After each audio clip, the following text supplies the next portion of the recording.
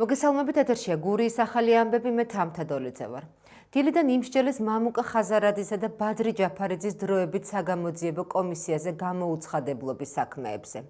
ლელოს ლიდერებმა პროცესები პროტესტის ნიშნად დატოვეს. მათ გააპროტესტეს მოსამართლის გადაწყვეტილება, რომლის მიხედვითაც სასამართლოში პარლამენტის დროებითი საგამოძიებო კომისიის თავმჯდომარე და წევრები არ დაიკითხებიან. ბრალდების მხარის პოზიციით ამის აუცილებლობა არ არსებობს. ჯაფარიძე ხაზარაძის პროცესებზე პროკურატურამ დაასკვნითი სიტყვა თქვა და გამამტყუნებელი განაჩენი მოითხოვა. დაცვის მხარე დაასკვნით სიტყვას 20 სიტყვის და შესაძლოა განაჩენიც გამოცხადდეს. ლელოს ლიდერებს პარლამენტის დროებითი საგამოძიებო კომისიის მოთხოვნისადმი დაუმორჩილებლობაში ედავებიან. მათ გირაო 50,000 ლარი აქვს შეფარდებული. აღნიშნული მუხლი ჯარიმას ან 1 წლამდე პატიმრობას ითვალისწინებს. ქართული ოცნება პრაქტიკულად სრულად ფლობს და პრივატიზაცია მოახდინა პროკურატურის სასამართლოსი და ქართული ოცნების წევრების მოწმედ გამოძახება ამ სასამართლოს პირობებში ეს არის შეუძლებელი. მიუხედავად იმისა, რომ იგივე ის ადამიანები ამ დროს ითხოვენ შევწინააღმდე სისხლის სამართლის დევნას. ეს არც ერთ ნორმაში არ ეტევა, ეს არის კიდევ ერთი დადასტურება, რომ სამწუხაროდ სასამართლო გადაიქცა, პროკურატურა და სასამართლო გადაიქცა ქართული ოცნების დაკვეთის შემსრულებლად. მე წამოვედი დავტოვე სასამართლო, ამ სასამართლოში მე არანაირი საქმე არ მაქვს პირდაპირ გეუბნებით. გინდათ გადაწყვეტილება რანაირ გაწყვეტილებას არ მიიღებენ, ჩემთვის არის აბსოლუტურად სულ ერთი. იცით რატო? იმიტომ რომ არის რაღაცა ზღვარი, რომლის იქეთ უნდა თქვა, რომ მე ამ სპექტაკლში, ამ ცირკში მონაწილეობას არ მივიღებ. საკმარისად გაიგო საზოგადოებამ, ყველამ, თუ ვისთანა გვაქვს საქმე. ამიტომ ვიარე ამდენი ხანი. კომისიის წევრების დაკითხვის სამართლებრივი საფუძველი ამ შემთხვევაში სახეზე არ იყო. ის გარემოებები, რაზეც დაცვის მხარემ მიუთითა პირველივე ეტაპიდან იყო ცნობილი, ეს შემოწმდა. კერძოდ თუ როგორ და ვინ მიიღო გადაწყვეტილება ბრალდებულ მამუკა ხაზარაძის დროებითი საგამოძიებო კომისიის ხდომაზე დაბარებასთან დაკავშირებით, აღნიშნულთან დაკავშირებით საქმეში დევს შესაბამისი დოკუმენტი, რომელიც ამ კითხვებზე სცემს პასუხს ამომწურავად, შესაბამისად დამატებით სასამართლომ აღნიშნული მოწმების დაკითხვა აღარ გახადეს საჭირო. ხელოვნური ინტელექტი თანდათან შემოვიდა ცხოვრების ყველა სფეროში. ამ ფენომენის სწრაფი განვითარების პროპორციულად ასევე მალე ხდება მისი ათვისება ადამიანების მიერ. ასევე ინტენსიური გახდა ხელოვნური ინტელექტის გამოყენება მედიაში. რა საფრთხეები და სარგებელი მოაქვს AI-ის მედიაში და რას იღებს ამ სიახლით მაყურებელი? ნახეთ ჩვენ სიუჟეტში. თავდაპირველად ჟურნალისტიკაში ხელოვნურ ინტელექტს აღიქვამდნენ როგორც დამხმარე ტექნოლოგიას, რომელიც სამუშაო პროცესს ამარტივებდა. AI-ს იყენებდნენ სხვადასხვა ინტერვიუს ან აუდიო ჩანაწერის გაშიფვრისთვის. ხელოვნური ინტელექტის განვითარებასთან ერთად მისი გამოყენების შესაძლებლობები მრავალფეროვანი გახდა. ინფორმაციის სწრაფად მოძიება, მასალის ანალიზი, ვიზუალიზაციების შექმნა, ეს ყველაფერი სწრაფად გახდა შესაძლებელი. ადამიანები, რომლებიც მედიაში მრავალი წელია მუშაობენ და ეთიკურ ჟურნალისტიკას ქმნიან, ამბობენ, რომ იმ მტრული გარემოს ფონზე, რაც ქვეყანაში მედიის მიმართ არის და ასევე მწირი ფინანსური და ადამიანური რესურსების გათვალისწინებით, ხელოვნური ინტელექტის გამოყენება როგორც მედიისთვის, ასევე აუდიტორიისთვის დიდი სარგებლის მომტანია. ოღონდ AI-ის გამოყენება უნდა მოხდეს მხოლოდ და მხოლოდ ეთიკური სტანდარტების დაცვით. ჩვენ ყოველთვის იქნება ეს ახალი ხელოვნური ინტელექტის ახალი ხელსაწყოების გამოყენება თუ რა ნებისმიერი სხვა სარედაქციო გადაწყვეტილება, ყოველთვის უნდა ვიხელმძღვანელოთ იმისთვის, რას ვაძლევთ ჩვენ ამითი აუდიტორიას. შესაბამისად, თუ კი მაგალითად ხელოვნური ინტელექტის ხელსაწყოების გამოყენებით ჩვენ შევძლებთ, რომ ჩვენი მწირი რესურსების, მწირი ფინანსური შემოსავლების, მწირი ადამიანური რესურსის დროის გათვალისწინებით, ჩვენი საქმიანობა, რომელიც აუდიტორიის სიკეთეზე არის მიმართული, კიდევ უფრო დავხვეწოთ, გავხადოთ უფრო ეფექტური და დროული, რა თქმა უნდა, ამას უნდა მივესალმოთ.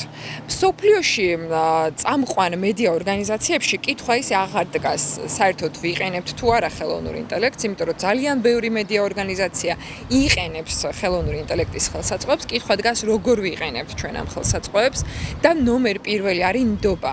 როდესაც ნდობაზე დაფუძნებული ურთიერთობა გვაქვს ჩვენს აუდიტორიასთან და მან იცის, რომ ჩვენ პირობითად ესა თუ ის კონტენტი მოვამზადეთ ხელოვნური ინტელექტის გამოყენებით, იქნება ეს ტექსტი, ფოტო, ვიდეოს გენერირება თუ ასე შემდეგ და ჩვენმა აუდიტორიამ ამის შესახებ ინფორმაცია გაიგო, ჩვენ რა თქმა უნდა დისკლეიმერის და სხვადასხვა ეთიკური სტანდარტების გამოყენებით ამის შესახებ აღვნიშნეთ ყველა დონეზე, მაშინ რატომ უნდა შეხვდეს წინააღმდეგობა ხელოვნური ინტელექტის გამოყენებას?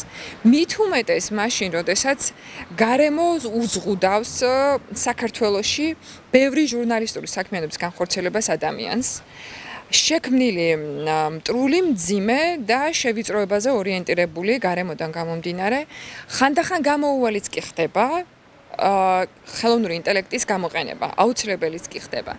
მაგრამ ისევ და ისევ იქიდან გამომდინარე, რომ ჩვენ გვჭირდება საზოგადოების სწორი ინფორმირება და საზოგადოების ნდობა და ასევე საზოგადოებას ჩვენ ვჭირდებით, იმიტომ რომ დამოუკიდებელი მედიის გარეშე მედიასთან ინტენსიური და ნდობაზე დაფუძნებული ურთიერთობების გარეშე დემოკრატია არ იქმნება, დემოკრატია არ მუშაობს.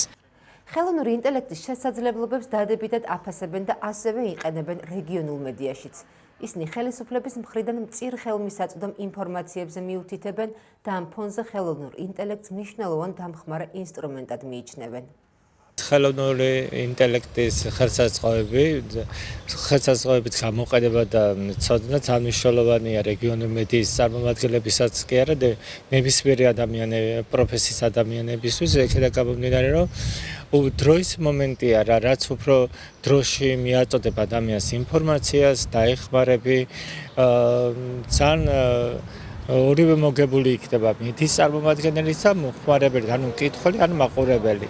ვფიქრობ, რაც უფრო მეტად შევისწავლით ხელოვნური ინტელექტის ხელსაწყოებს, უფრო მეტად ინფორმირებული იქნება ჩვენი მაყურებელი, მკითხველი და თან დღევანდელ დროში, როდესაც ინფორმაციას არ გვაძლევენ საჯარო უწყებების წარმომადგენლები და დახურულია ეს სფერო, შეიძლება ამ ხელოვნური ინტელექტის დახმარებით ისეთ ინფორმაციები მოვიპოვოთ მედიის წარმომადგენლებმა, სამოქალაქო სექტორის წარმომადგენლებმა, რომლებიც მაგალითად დაცულია რაღაც დონეზე და რაღაც ორგანიზაციაში. და რაც მთავარია, ეს ხელოვნური ინტელექტის ინსტრუმენტების ცოდნა გამოიყენოს სინისიერად და ყველაზე მეტად ინფორმირებული ავყოფოს ადამიანი, რომელსაც მაგალითად ჭირდება რაღაც ინფორმაციის მიღება და არ აქვს რაღაც ინფორმაციაზე ხელმისაწვდომობა და ცოდნა. დღიდან დღემდე, თვიდან თვემდე ხელოვნური ინტელექტი იხვეწება. ამ მიმართულებით სიახლეები თანდათან უფრო რევოლუციური ხდება, რაც ავტომატურად აისახება ყველა სფეროზე და წარმატებული საქმიანობისთვის ნებისმიერი მიმართულებით ხელოვნური ინტელექტის ცოდნა გარდაუვალი საჭიროება ხდება. პროგრესის სახლში პროექტის ძლიერი ქალი უდრის ძლიერ საზოგადოებას პრეზენტაცია და პირველი შეხვედრა შედგა. სტუდენტურ ახალგაზრდულმა სათათბირომ და ციფრული პროფესიების ცენტრმა ახალი პროექტის განხორციელება გურიის რეგიონში მყოფი ქალბატონებისთვის, ყოფილი მიგრანტებისთვის დაიწყო. პროექტი ქალბატონებისთვის თანამედროვე ტექნოლოგიებზე წვდომას, ციფრული უნარების განვითარებას და ათვისებას ითვალისწინებს. ორთვიანი ტრენინგ კურსი თეორიულ ცოდნასთან ერთად პრაქტიკული უნარების გამომუშავებას შეუწყობს ხელს, რათა აღნიშნული კურსის შემდეგ სწავლებაში მონაწილე ქალბატონები ციფრულ ტექნოლოგიებში სრული ცოდნითა და უნარებით აღიჭურვონ და ადვილად დასაქმდნენ. პროექტის მხარდამჭერია ბულგარეთის განვითარების დახმარება. ჩვენ შევარჩიეთ 60 ქალი, რომელთაც გადავამზადებთ და ვასწავლით არა მხოლოდ ერთი მიმართულებით, არამედ რამდენიმე სხვადასხვა ციფრული უნარი ექნებათ მათ განვითარებული, რომლის შემდეგაც ისინი უფრო მარტივად შეძლებენ რომ რეალიზდნენ, დასაქმდნენ და ჩემი 5 წლიანი პრაქტიკული გამოცდილებით მივხვდი რომ მხოლოდ ერთი მიმართულება და ერთი რომელიმე ციფრული ხელსაწყო არ იყო საკმარისი. შესაბამისად ჩვენ მოვახდინეთ ინტეგრაცია ამ სხვადასხვა ციფრული უნარების და ხელსაწყოების და გავაერთიანე ერთ სილაბუსში. მნიშვნელოვანი კომპონენტი არის ისიც რომ ეს არ არის მხოლოდ თეორიული სწავლება, პრაქტიკული ვორქშოპების ჩატარდება და აბსოლუტურად ყოველი ლექცია დასრულდება იმით, რომ უკვე მათ ექნებათ მზა პროდუქტი, რომელსაც ამ ლექციის ფარგლებში შექმნიან. ეს იქნება ორთვიანი კურსი, თუმცა დამატებით ერთი თვე ჩაუტარდებათ მენტორინგი. ანუ ის, რასაც ამ კურსის მანძილზე ესწავლიან, უკვე პრაქტიკაში გადაიტანენ. დღეს არის პროექტის ძლიერი ქალი, ძლიერი საზოგადოება, გახსნა პირველი ტრენინგ კურსი ჩატარდა ამ პროექტის ფარგლებში. ეს არის სტუდენტურ ახალგაზრდული სათათბიროს და ციფრული პროფესიების ცენტრის ერთობლივი პროექტი, რომელიც არის მიმართული, რომ მიგრანტ სამშობლოში დაბრუნებულ ქალბატონებს შევასწავლოთ სხვადასხვა ციფრული შესაძლებლობები, ტექნოლოგიები, რომელიც ხელშეუწყობს მას დასაქმებას. ვფიქრობ, რომ ეს პროექტი ჩემი განვითარებისთვის იქნება ბრწყინვალე შესაძლებლობა და აქედან გამომდინარე, როგორც კი ინფორმაცია გავიგე, შევუერთდი და დიდი მოლოდინები მაქვს. როგორც თქვენ თვითონ ნახეთ, არაჩვეულებრივი მენტორები გვყავს და სამომავლოდ ეს ყველა ქალისთვის, რომელიც საქართველოში ბრუნდება, არის ძალიან დიდი შესაძლებლობა. ძლიერი ქალი უდრის ძლიერ საზოგადოებას. ოზურგეთის ნომერ 1 საჯარო სკოლაში მეოთხე კლასის საგამოშვება ორი ერთმანეთისგან განსხვავებული ზეიმი გაიმართა, რომლის მთავარი გმირები აწუყა მეხუთე კლასელები იყვნენ. ცისფრად მოქარგულ სასკოლო სცენაზე სალომეს მერცხლები ვალსით შემოფრიალდნენ. ემოციებით, მადლიერებით, სევდით და სიხარულით იყო სავსე ეს დღე. პატარა გოგო ბიჭებმა განვლილი ლამაზი დღეები საინტერესო დაკინძეს და დიდი პასუხისმგებლობით წარმოადგინეს. ფერადი და საინტერესო სასკოლო ეპიზოდები გააცოცხლეს.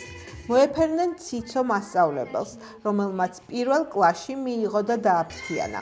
ჩვენი მთავარი კრედო, სიყვარული, ერთგულება და თანასწორობაო გვითხრეს. ეს ემოცია მომავალ პირველ კლასელებსაც გაუზიარეს. ბევრი იცეკვეს. სასიამოვნო ჰანგებით სალომე მასწავლებელთან ერთად დაგვატკბეს და ლაღად და თამამად შეაბიჯეს ცხოვრების ახალ საფეხურზე.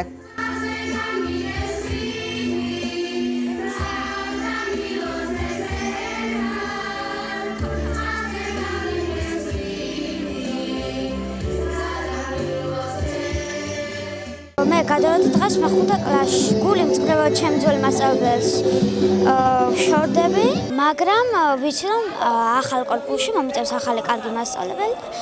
მე მჯერა ვასახელებ ჩემ ქვეყანას. წელს უკვე მესამე დამამთავრებელი კლასის კლას ვემშვიდობები და მესამე ჯერ გახლავართ მეც მეოთხე კლასელი. რა თქმა უნდა ეს დღე ძალიან ემოციურია, როგორც ჩემთვის, ასევე ბავშვებისთვის, ასევე ძალიან სასიხარულოა. ბავშვებს დაულოცავ დღევანდელ დღეს და სამომავლო ცხოვრებასაც დარწმუნებული ვარ მათ, რომ არაჩვეულებრივი, ლაღი, ბედნიერი ბავშვობა ელოდება და წარმატებებს უსურვებ ყველა დამამთავრებელი მეოთხე კლასს და ასევე მე-12 კლასელებსაც ვისარგებლებ ამ შემთხვევით და კიდევ დაულოცავ გზას ჩვენს პირველ კლასელებს და დიდი სიყვარულით ველოდებით პირველ საჯარო სკოლაზე ყველა პირველ კლასელს. არანაკლებ ემოციური იყო ირინა მასწავლებლის თვალხატულა გოგობიჭების გამოშვება. საქართველოს დროშის ფერებში წითელ ხალიჩაზე მდგომი ბავშვები ნამდვილ მომავალს გავიდნენ. ისეთ სამშობლო სიყვარულში, რომ ვერავინ შეეცილება. ღონისძიებაც ამ მუხტი და ენერგიით წარიმართა. სენტიმენტები ბაბუას და შვილიშვილის ბიჭებთან ერთად ნამღერმა თავისუფლების ჰიმნმა მოიტანა. დედებთან ერთად წაკითხულმა ლექსმა და საქართველოს კუთხეების თამბეჭდავად საცეკვაო ნომრებით წარმოჩენა. ბოლოს კი გურულმა ბავშვებმა მსოფლიო ჰიტი ჩვენ ვართ მსოფლიო საყვარელ პედაგოგთან ერთად შეასრულეს და ბედნიერები მეხუთე კლასს მიელებნენ.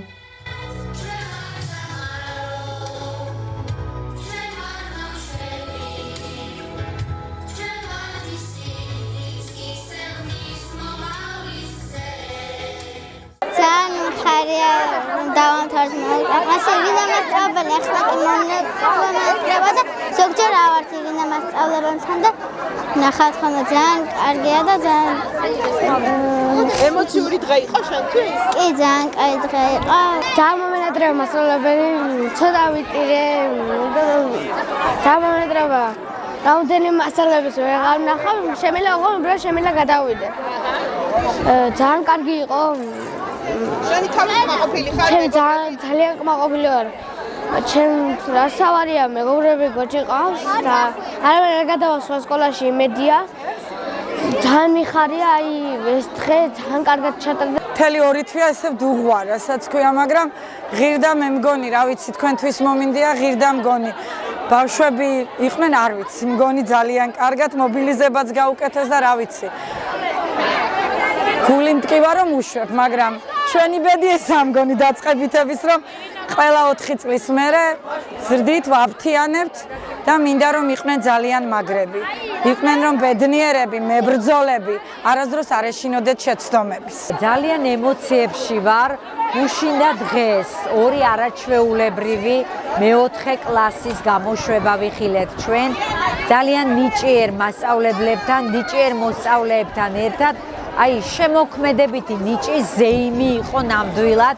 ძალიან თამამად შემიძლია ამის თქმა. მინდა მიულოცო ყველა მეოთხე კლასელს დაწყებითი საფეხურის დასრულება და მომდევნო კლასებში წარმატებები უსურვო მათ და თავიანთ მასწავლებლებს. ოზურგეთის ნომერ მეორე საჯარო სკოლის მეოთხე კლასის გამოსაშვების საღამო ერთიანად, მასშტაბურად და ღია ცის ქვეშ თეატრალურ მოედანზე გაიმართა. პატარებმა შთამბეჭ დავიდა დაუვიწყარი დღე შექმნეს. ნახოთ რეპორტაჟი გამოშვებიდან. სადღესასწაულო მუსიკით და სიფერადით გამორჩეული დღე შექმნეს გუშინ ნომერ მეორე საჯარო სკოლის მეოთხე კლასელებმა, თავიანთ 10 უკვე ყოფილ პედაგოგებთან ერთად. ცისფერ, ყვითელ, იისფერ და ნარინჯისფერ კეპკიანმა გოგო ბიჭებმა დროსა და სივრცეში მოგზაურობა, პირობითად სხვადასხვა ტრანსპორტით გადაწყვიტეს, მოგზაურები კლასებად დაიყო და ზეიმით დაიწყო. გემმა ღუზა პირდაპირ თეატრთან დაუშვა და იქიდან ნომერ მეორე საჯარო სკოლის მეოთხე კლასელები ირინა მასწავლებელთან ერთად გადმოვიდნენ. 4 წლიანი ნაოსნობის მსგავსი მგზავრობა, რომელსაც თან ზურგის ქარი ახლდა პატარებმა შთამბეჭდავად, სიმღერებით, ცეკვებით, ლამაზი მოგონებით წარმოადგინეს. შემდეგ ვირტუალურ სცენაზე მატარებელი ჩამოდგა და ისევ მეოთხე კლასელები, ამჯერად მერის პატარები ჩამოსხა. საინტერესო მოგონებებით გამთბარი მატარებელი, მხიარული, მომღერალ მოცეკვავე პატარა მგზავრებით უფრო საინტერესო მომავლისკენ დაიძრა. მათ გზა მასწავლებელმა დაულოცა. მატარებლის მგზავრებს დამშვიდობებისას ფეხით მგზავრები შემოეგებნენ. მათ ბევრი იარეს თუ ცოტა ოზურგეთის თეატრთან, 4 წლის შესაფასებლად ემოციებით დაღლილები, კოპწია ნინო მასწავლებელთან ერთად მოვიდნენ. ოცნებებით და ფიქრებით სავსე პატარებმა ცეკვა თამაში მოგზაურთა საიდუმლო კლუბი იქვე დაარსეს და ერთმანეთს ერთად ყოფნა და მუდმივი მოგზაურობა შეჰფიცეს. ამასობაში მოედანზე თვითმფრინავიც გამოჩნდა. ლიკა ბორდგამცილებელმა თავისი 30-მდე მგზავრი ასაფრენად მოამზადა. დაფრთიანებულმა მოსწავლეებმა დაწყებითი კლასების გაბარიტები ვეღარ დაიტიეს და მაღალ კლასებში ასაფრენად ცეკვა სიმღერით მოემზადნენ. ამ დღეს ლამაზი დასასრული ჰქონდა.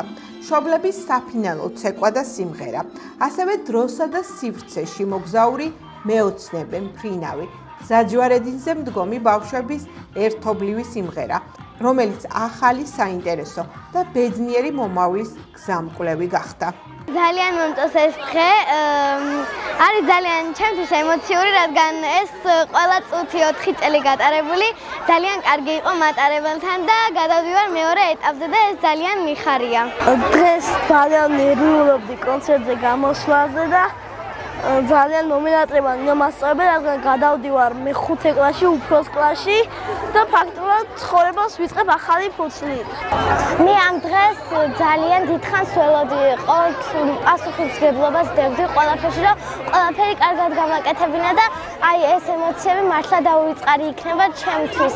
მართლა ძალიან კარგი ღონისძიება გამოვიდა და მე-5 კლასში რო გადავდივარ, ძალიან მიხარია. დღევანდელი დღე ჩემთვის არის სასიხარულოც და ამავე დროს ნაღვლიანი.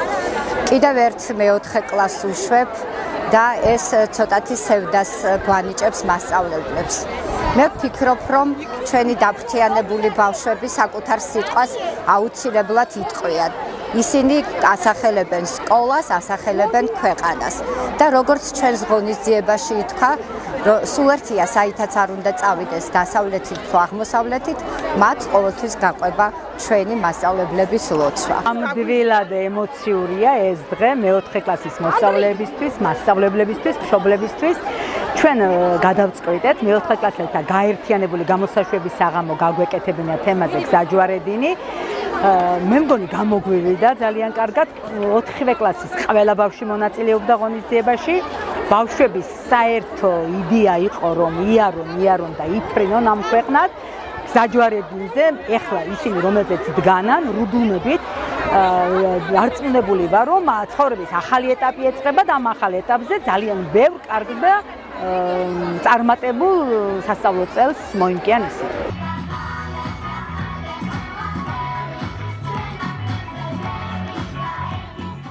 ბოხოვრის საჯარო სკოლის აც გარდაცვლილი დირექტორის პოეტ თამარ ყურაშვილის შემოქმედებითი საღამო ნომერ 1 საჯარო სკოლაში გაიმართა. სადა მოგრძალებული, გემოვნებიანი თამარ ყურაშვილის დარი სალონური საღამო შედგა დღეს ნომერ 1 საჯარო სკოლაში. მეგობრებმა, მისმა დირექტორებმა თამარი მისივე ლექსებითვე, ტკივილით, ცრემლით და რაც მთავარია სიყვარულით გაიხსენეს. სამწუხაროდ ამ დღეს თამარ ყურაშვილი ვერ მოესწრო. დააგვიანდათ და ამაზე ნაღლობენ მეგობრები.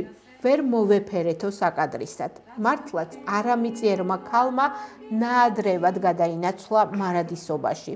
მისი წასვლით კი დიდი ტკივილი დატოვა, რომელიც დღევანდელ საღამოში ცირედით კომპენსირდა. დღეს ჩვენ ვიხსენებთ ჩვენს უსაყვარლეს მეგობარს თამარ ყურაშვილს.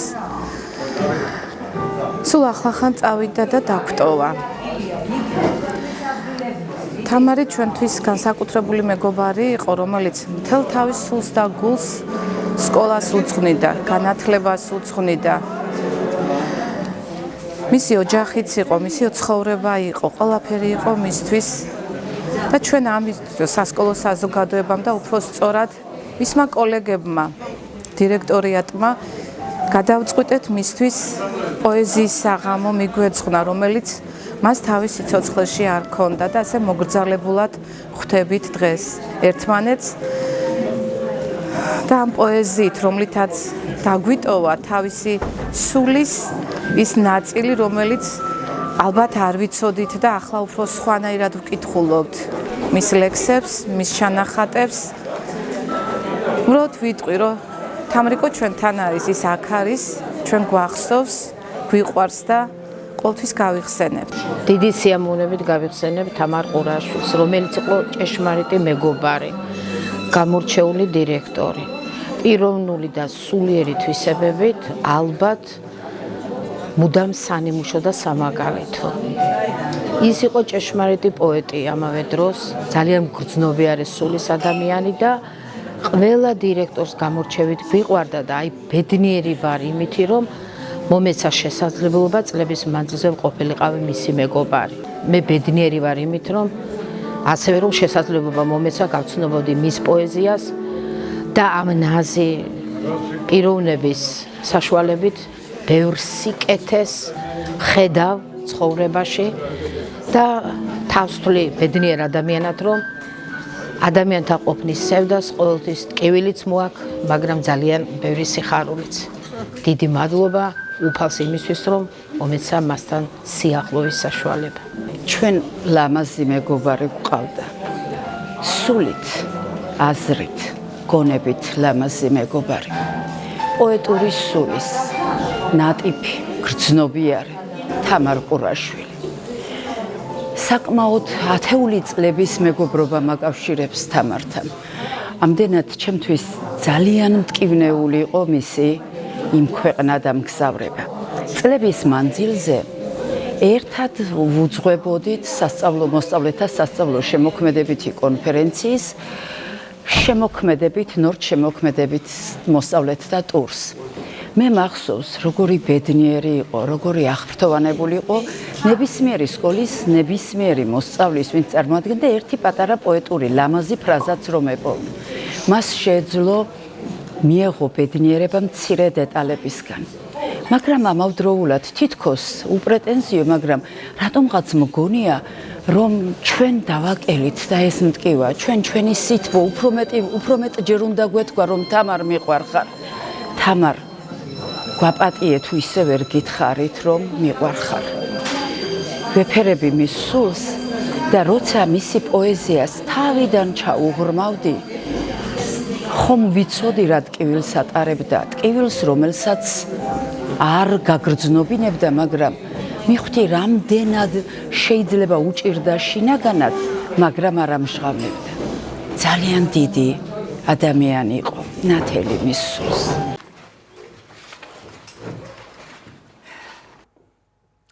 საქართველოს საფეხბურთო ჩემპიონატის მეოთხე ლიგაში მე-11 ტურის მატჩები გაიმართა. სტუმრად დაძაბულ ბრძოლაში გაიმარჯვა ლანჩხუთის გურიამ და ლიდერობა შეინარჩუნა. გურია სტუმრად მარტვილში მერანი 2-ს შეხვდა. ლანჩხუთელები მთელი მატჩის განმავლობაში მდევრის როლში იყვნენ. მათ 3-ჯერ გაათანაბრეს ანგარიში. საბოლოოდ კი 97 წუთზე გამარჯვების გოლი გაიტანეს. ლანჩხუთელდაგან გოლები გაიტანეს ვანუ წილოსანმა, ალექსანდრე წულაძემ, თეიმურაზ შარაშენიძემ, ანრი ზაქარაშვილმა. საკუთარ მოედანზე დამარცხდა ოზურგეთის მერცხალი. ოზურგეთელები ზესტაფონთან დამარცხდნენ ანგარიშით 0-1. მე-11 ტურის შემდეგ ლიგას ლანჩხუთის გურია ლიდერობს. მას 26 ქულა აქვს.